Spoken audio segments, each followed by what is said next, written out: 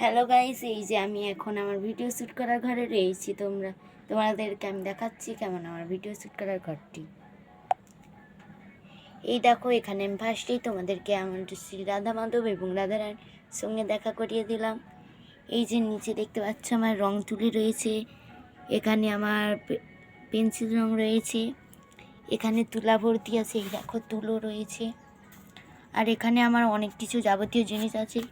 এর ভেতরে আরও অনেক কিছু, যেমন ক্লে, কালার, চিট, কাঁচি, আরও অনেক কিছু স্টোন টোন রয়েছে।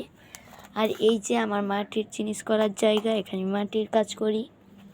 আর এটাই হলো আমার পুরো ঘর, মানে বলছি আর কি আমার ভিডিও শ্যুটিং করার। এই দেখো, এখানে আমি একটা দারুণ সুন্দর গাছ দেখিয়েছি।